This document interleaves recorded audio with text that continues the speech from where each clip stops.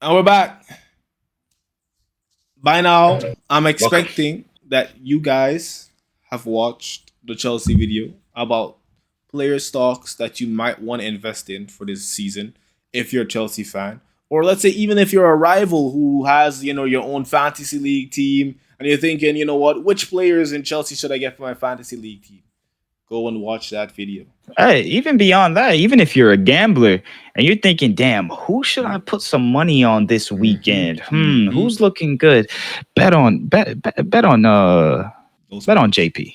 Bet JP. on JP. Come bank with Bet on us. JP. Now, Come on.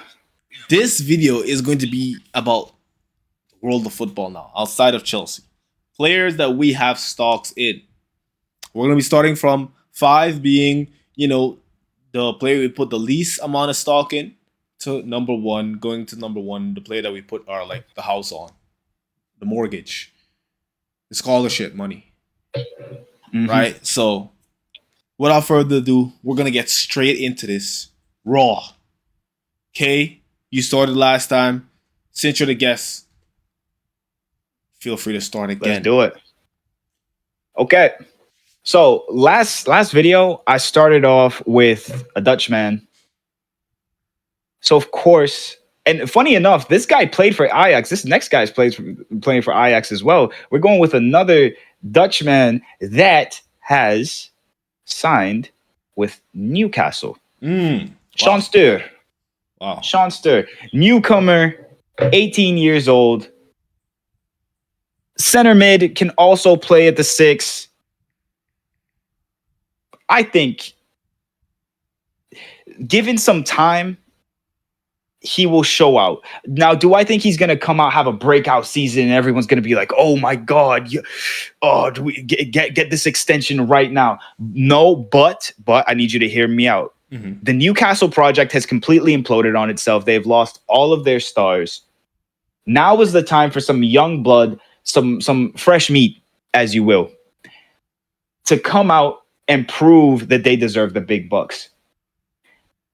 I don't think that Sean Steur is going to be some great midfielder that you can really rave about. But I do think you should get some early stocks in and hold them for a little bit. Just not just for this season, beyond this season. I think Okay. in this next season, he's going to show some potential. And the seasons following, he's going to turn into something that, I'm going to make some real money off of. I mean, come on. The guy's two-footed. We already know how that goes. He's great at creating chances. He's beyond that. He's not afraid to pull the trigger. If he comes down and he's taking that shot, now the goals will come with time. And he's a midfielder. He's not even an attacking midfielder. So it's not to say that he's going to have a crazy amount, but the shots he's supposed to take, the shots that are supposed to go in, they will come. Trust me. My only issue with him right now is he's still young. He's not the best at physical duels. I mean, he's honestly pretty tall. I'm pretty sure he's 6 feet tall, so he should be a little better. That's not the best. But again, that comes with positioning. Positioning is something you learn along the way. He will be a great stock. So put that shit in right now. Okay. Straight strong start. Since you started with the Netherlands, you know what? We're gonna keep it a little Dutch. But this player is not really Dutch. He's Belgish, and he just got a really big move to the strongest team in Europe at the time. Now, this is a player he's been low key flying under the radar a little bit, but I'm pretty sure Kay, you're familiar with Mika Khotz. Mika Khotz, incredible player, incredible player, very technical, Truly. strong, fast, clinical, composed in the final third. He's not going to freeze up, and going to play under a coach like the one we have at PSG. I don't even want to say his name because he pissed me off about how we did Chelsea. I don't even want to say his name. I'm not gonna say his name actually. I'm not gonna say his name.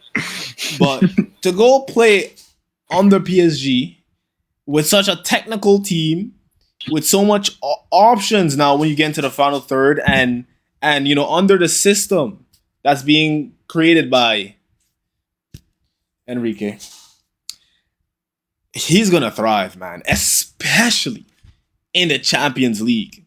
I think the Champions League has a potential, just like how we saw Maradona really had a great season last season. I think Mika Hut is going to be a really, really, really, really good player to watch this season going into the Champions League. He may start a little slow, but I believe he's going to be like kind of like a Dembele, like in the first half of the season, it's just like, what does this guy even do? You got to remember, new league / season tax, right?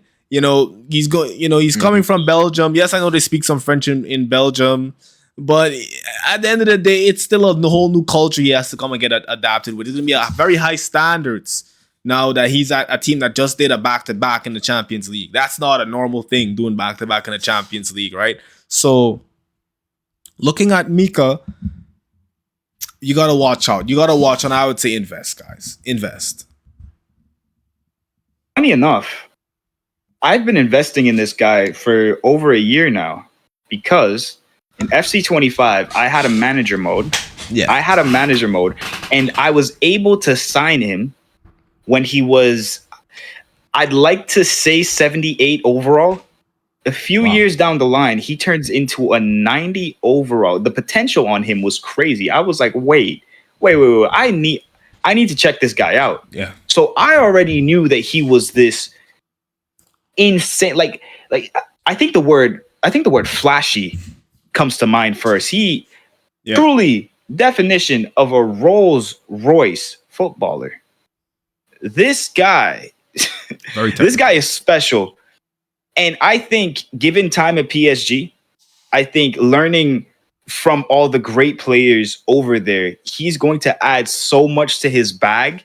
He's going to finally play in an environment where he's forced to get better, because playing at PSG is no joke. You're genuinely swimming with the sharks there. You either become a shark yourself or eaten. That's it. I think he's going to be great. That's a great shot. I really love that, honestly. Yeah, that one caught me off guard. Yeah, for sure, man. All right, let's hear your fourth. Okay, number 4. Let's see. Let's go through. Oh, yes. We were just talking about him early on before the last video started. We were talking about Coventry. Oh. Mr. Lamps. He made the team. I'm not sure about him. The team made a signing. One Mr. Caleb Urenchi. Ghanaian player. 20 years old, played in the Danish league. This guy can ball. Never heard what a midfielder. Honestly, I'm telling you, look out for him. Genuinely, one of the reasons why I'm so happy to watch this first game, that first hate watch, make sure you watch us on Twitch and YouTube on Friday when we watch this. It's going to be an amazing hate watch. But I'm looking forward to seeing him. I really hope he gets to play. I saw some comps of him in the Danish league. This kid is special, man. This kid is absolutely special. I mean, 20 years old. He can play as a right wing back. He can play as an attacking midfielder. Wow. He can even go back and play center back and right back if you need him to. So I'm guessing this kid is special. Box since he could do right back. 100% he can. This guy, honestly, if Coventry didn't have him, I would really wanted Chelsea to have him. He is great. Okay. Not for now. Like, obviously he could play in cup competitions and whatnot. But again, with the future that Chelsea is building, I would have loved to have this kid on the team. But it's still possible. I do think he's gonna, get better at Coventry, and at a certain point in time, he's gonna feel like, okay, I need to go to the big leagues. And when that time comes, Chelsea, I need you to pay that money. I need you to put in stocks from now, just like I am. I'm telling you right now, put in those stocks. But trust me, you need to get on that. My only little issues with his game right now, his positioning could be better. You know what I'm saying? As a midfielder, I do think you need to be smarter with your positioning. That's such a big part of the game. Yeah. And again, this is the same issue. At 6 feet tall, you need to be winning more aerial duels. I need that from you. Yep. You can't be this tall and you're There we go, right there. Right, don't even say my bad. Any kind of toast and slander, that is always welcome whenever I'm speaking. That is always welcome. Oh man. But yeah, keep your eye out. Caleb Urenchi, put your stocks in. Okay. All right. Okay. For my fourth player, they're not that high on the list, right? But I would still consider putting stocks in this player because they're going to be under a defensive manager, the special one.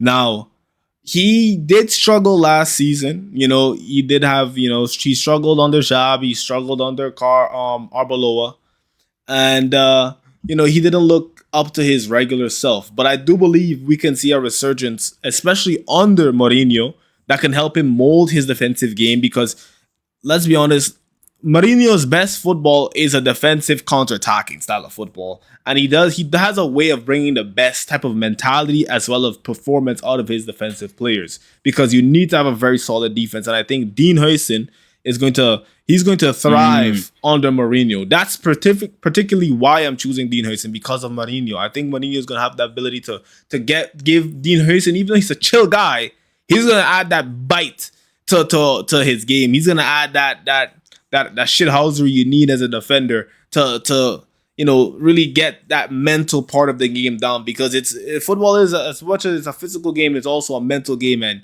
sometimes that mental side could help way more than that physical side. We already know he's a specimen already physically. He's 6'3", I believe, 6'5", actually, I believe.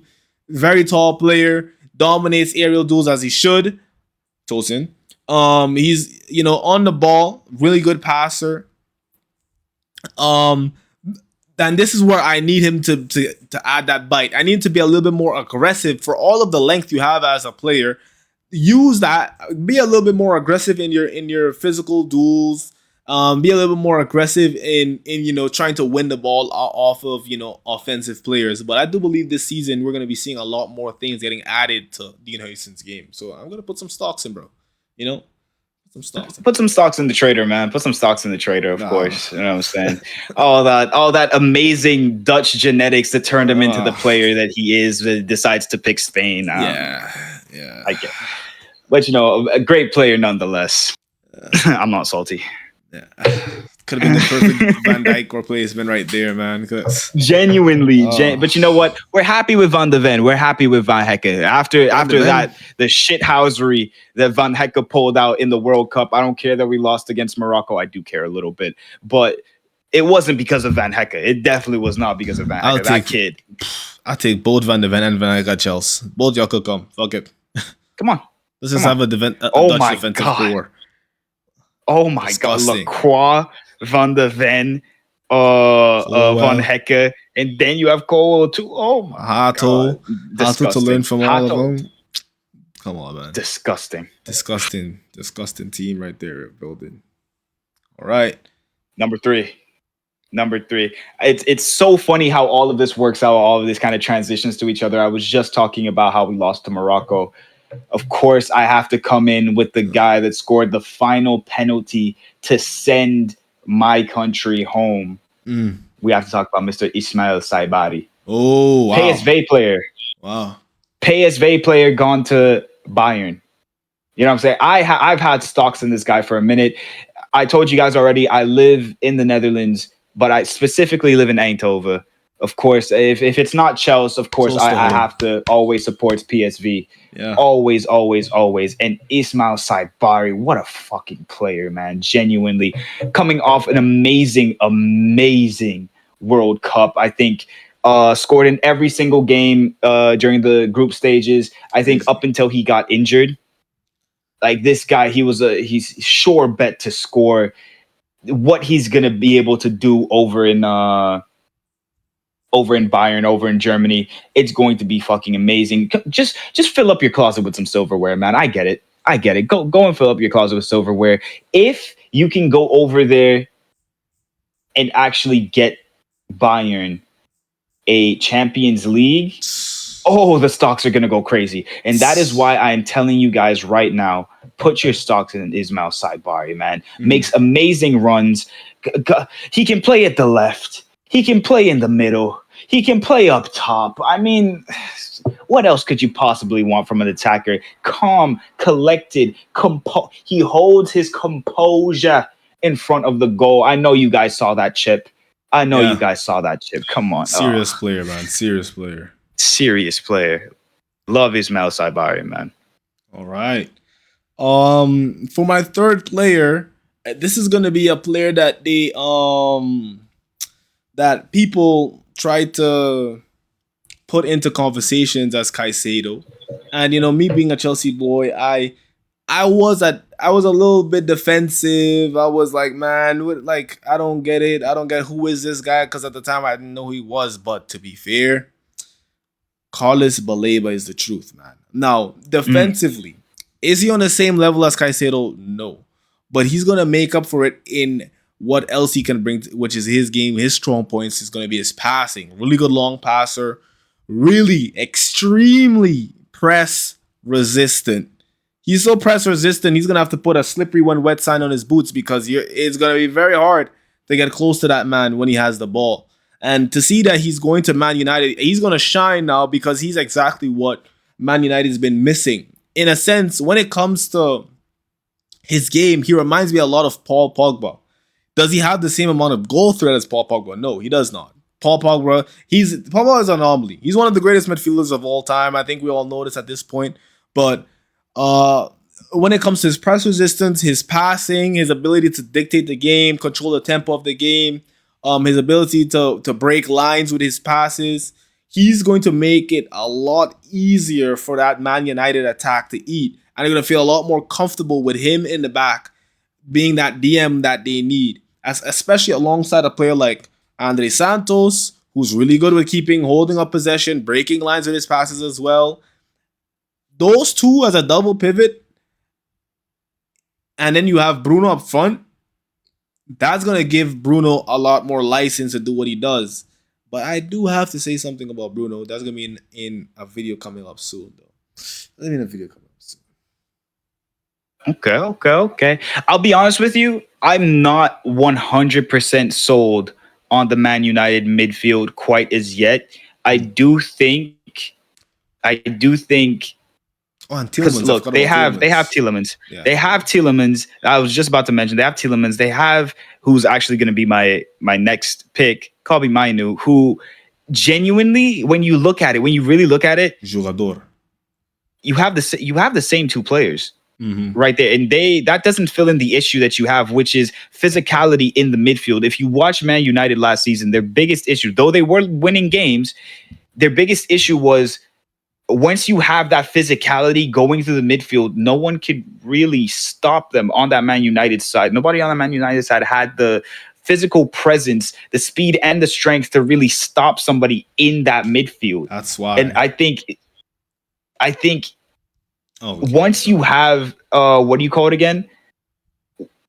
I think that signing is amazing. It's great for them, but I do think they need to beef up the midfield a little bit more. Signing the same two players is a little iffy for me. And that's why I'm harping so much on Carlos Baleba, because he is that physical. He is that physical threat.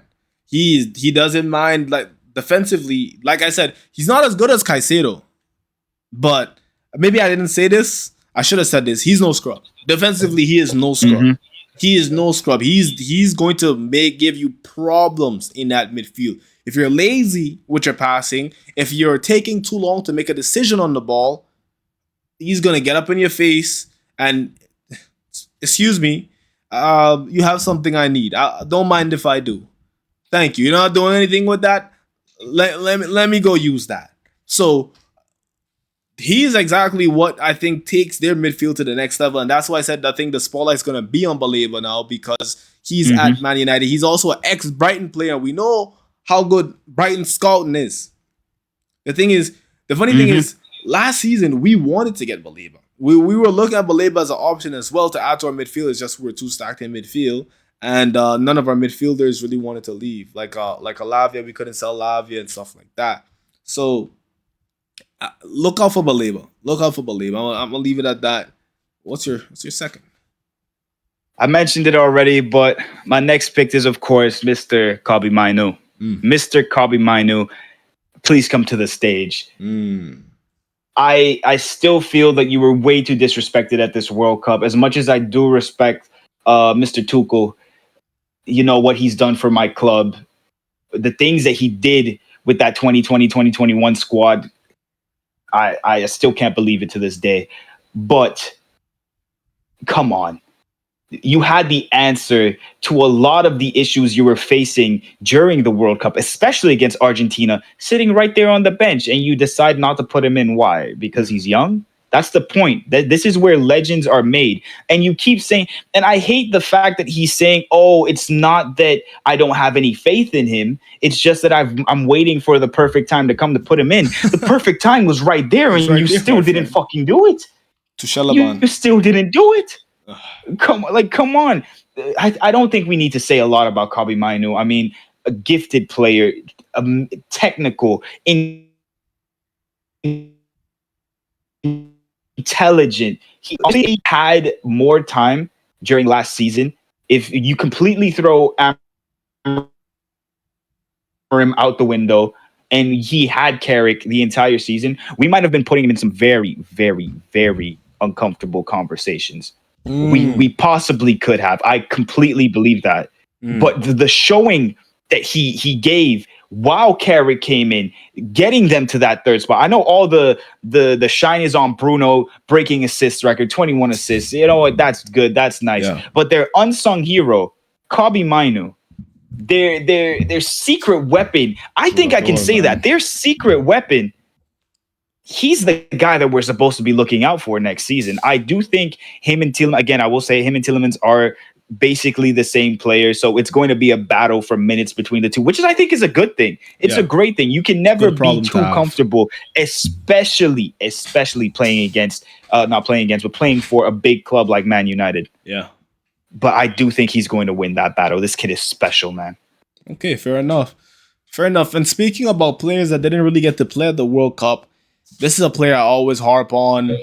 One of my favorite players, even though he does play for the Ops, he does play for a team that I don't really rate. Well, I respect them. I just don't like them. I just don't like them. FC Barcelona, Fermin Lopez, and with the addition of Rodri, he missed out on the World Cup due to an injury, which sucks. And it's kind of crazy that the one World Cup you miss out on, your home nation wins it. It's kind of crazy. It's like, wow, that's kind of. But that's even more of a reason why I'm willing to put stocks on Fermin, because now he has a chip on his shoulder to prove himself.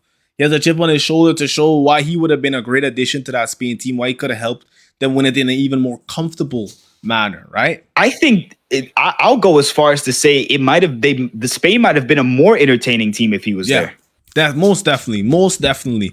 And with the season Fermin was having before the injury, he was starting to really gain the respect and gain the acknowledgement that he deserves for his game. Very technical player, very comfortable in the half spaces, very comfortable in the final third, like a lot of my favorite attackers, very comfortable in the final third. And one thing I would say, yes, he does have that Barca DNA in terms of he can play the tiki-taka, he can link up, he can, give that final pass in. He can carve out the defense, carve out the back line with some of his passes, but his goal threat is ridiculous. Fermin is a player that can get you a goal out of nowhere. He can pull goals out of his back pocket. And with this season now, like I said, with Rodri on the team, that one-man army, Rodri, that can just sweep up at the back, the Barcelona front line now is going to feast. It is going to feast. Now they're not gonna have Rashford anymore. That could have filled in on the left wing or up top as a false nine. But I do believe Rafinha could probably go as false nine, or he might just stay on the left wing. You could probably now find a way to fit Fermin into that lineup. Yes, I know you have Anthony Gordon. What's his name? Yeah, talk to me. Wasn't Flick experimenting with Lamine as a false nine? I think he's doing Lamine as a 10. I saw him doing that. Yeah. Yeah.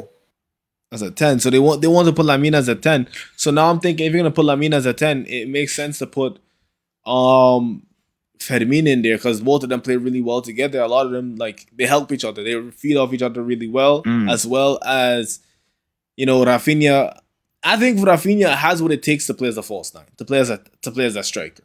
He's really good at running in Yeah. behind, and with Lamine behind him, Lamine's gonna find him. He's gonna find him, and Lamine as well. He already draws enough attention to himself because of his ability to just go anywhere in the pitch with the ball whenever he wants to. He can just go anywhere in the pitch, and now you have a player with Fermin to help give him more options. Rafinha gives him more options. It's only really the right wing where I look at Barcelona where I'm thinking, is Adeyemi that guy? I am not sure he's that guy.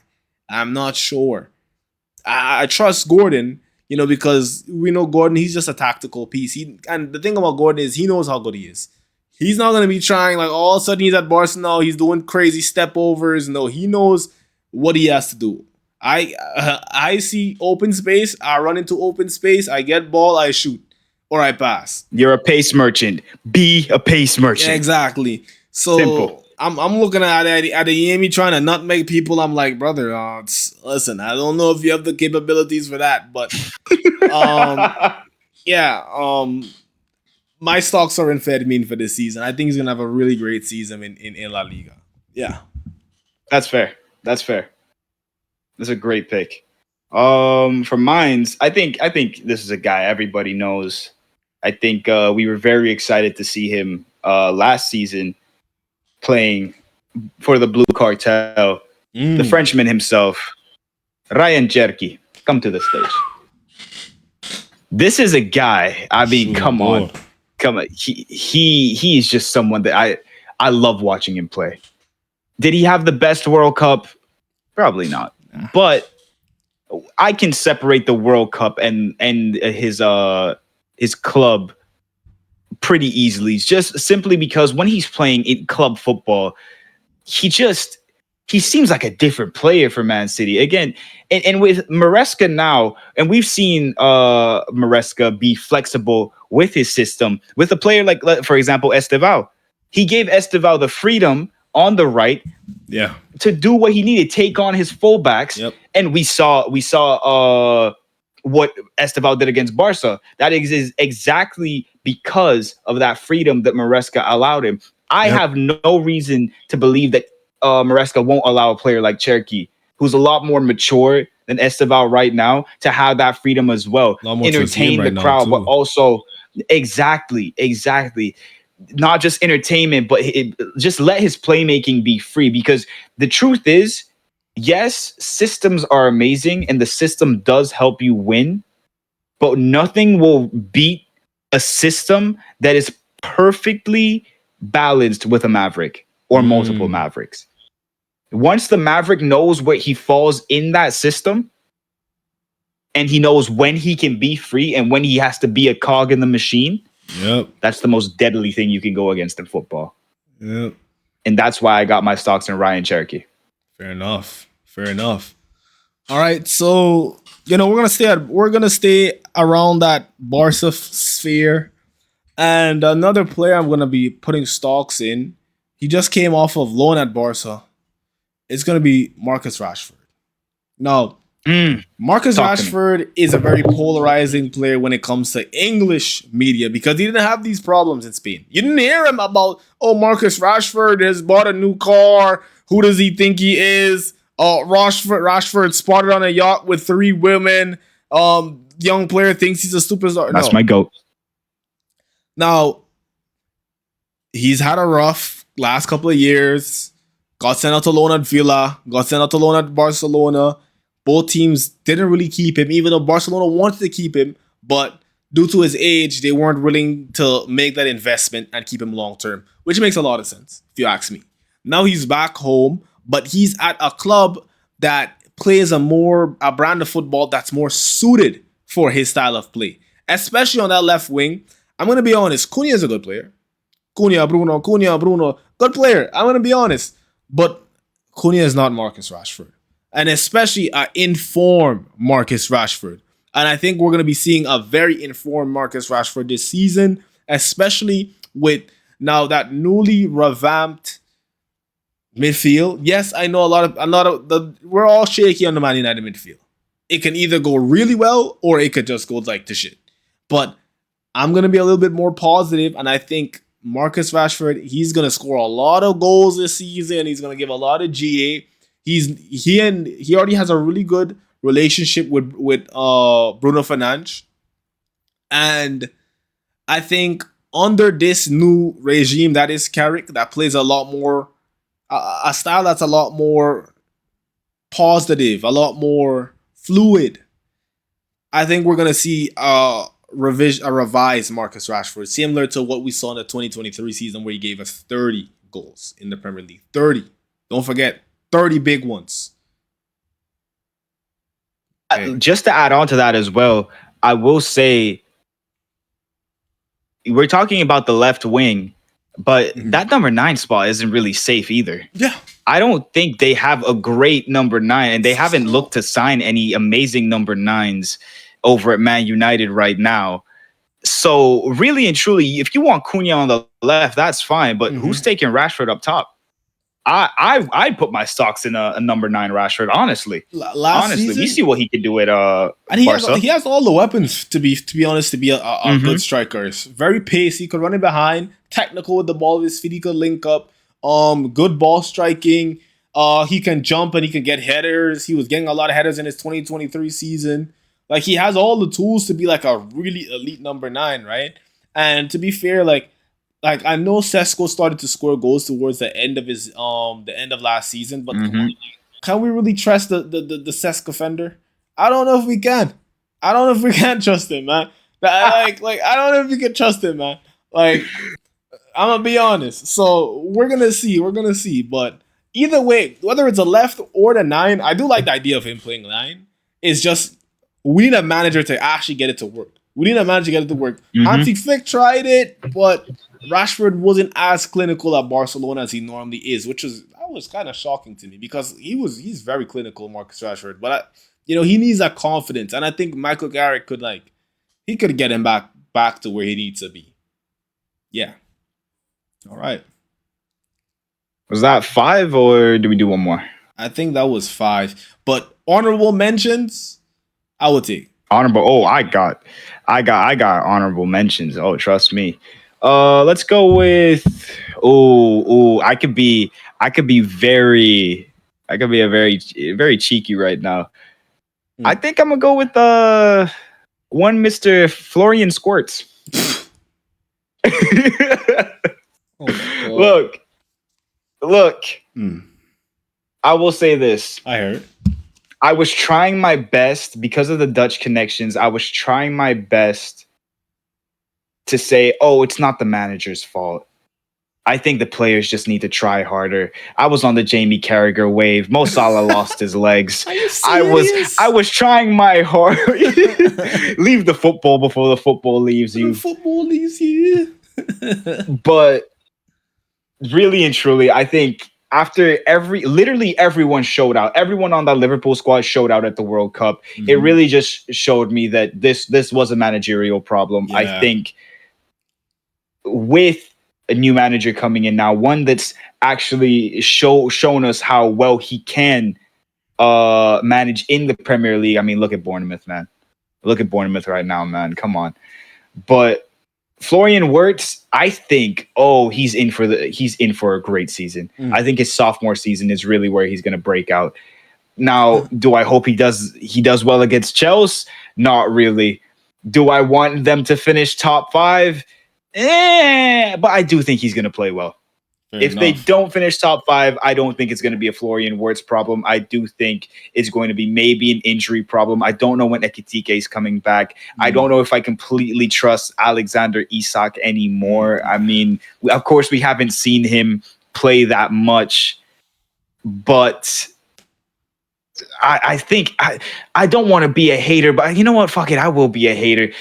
You're done. This is over. This is over. You left that at Newcastle. Oh, man. And the way you left Newcastle too, it will always leave a bitter taste in my mouth. So if we are slandering Alexander Isak, trust me, if you look around, you might see a Chelsea shirt, because I will be there. But fair anyways, enough. Florian Wirtz, I got my eye on you next season. All right, I got 2 honorable mentions to end it off. And I think these 2 players gonna probably end up at the same club. Um, well, one is already at the club. And speaking about Liverpool players, I know he's injured right now, but I can't lose hope in my boy Hugo, man. I'd love to see Hugo in Mhm. Chelsea blue. I think a dual strike formation with him and João Pedro would be ridiculous. It would be disgusting. It would be something you would want to hide from. And we already seen how Hugo Ekitike performed with another striker when he was at Frankfurt with Marmoush, right? So we know he can thrive in Mhm. that type of system. I can't lose faith in Ekitike. The aura's there, proper striker. He reminds me so much of Henri. I can't lose faith in him, and as well as for the other player, he's tied to Liverpool as well. Bradley Bacola. Mhm. A lot of people like to downplay Bradley because of his finishing ability. But listen, man, listen. I don't put my hands up. Don't give Barcola the gun. If you give him the gun, he will shoot. And I have a lot of faith that it looks like he's heading to Liverpool. That if he gets to Liverpool under Areola, I think Areola is gonna help him with that. I think Areola is gonna, because he's known to be one of those players that help players get to that next level. You've seen it with Semenyo, you've seen it with Dean Huyson. There was so much young players at that Bournemouth team that got moved on because they just were just playing at like a big club level under Areola. He just helps players rise. So just like how you could see Florian Wirtz getting back into form under Areola, I can see a Bradley Barcola. If he goes to Liverpool, I could see him bringing that finishing to a next level, and now all of a sudden he's considered one of the best left wingers in the world. Best left wingers in the world. So yeah, I need that too. Honestly, I feel like and I've said this before. The winger position is dead right now, yeah, man. I'm not gonna lie. yeah, It's very like I feel like we like the football world was spoiled in the 2010s. yeah. Genuinely, we had Ronaldo and Neymar on the left. We had Messi on the right, and then everyone beneath them. But even the ones beneath them, you drop them in right now, they'd Hazard. be the best wingers in the world. Yep. Genuinely. Bale. Like we could keep going. Oh, Bale! Don't get me started on Bale, man. I put him in uncomfortable conversations all the time. People look at me crazy, but Bale is a oh serious my player, god, the thing. man. I have some very, very interesting hot takes that I feel like the football world isn't ready for. Damn. But that's for another video. For sure. Yeah, we could definitely do a hot takes video. I'm down. I'm down. I'm down. All right, but that's our stocks of players outside of our favorite club that we are going to be investing for this season. Let us know what you think. If you want to bet, there's some players you could try and bet on. If you want to build your fantasy team, there's some players you can build your fantasy team around. Especially, I guess, if you're doing a Champions League fantasy team, because a lot of these players will be in the Mm. Champions League. So, yeah, we're gonna see you guys out. Make sure you guys subscribe to K. Channel link will be in the bio, and see you guys in the next one Peace. where we're gonna be talking about player stock that we are selling afuera. Adios. Okay.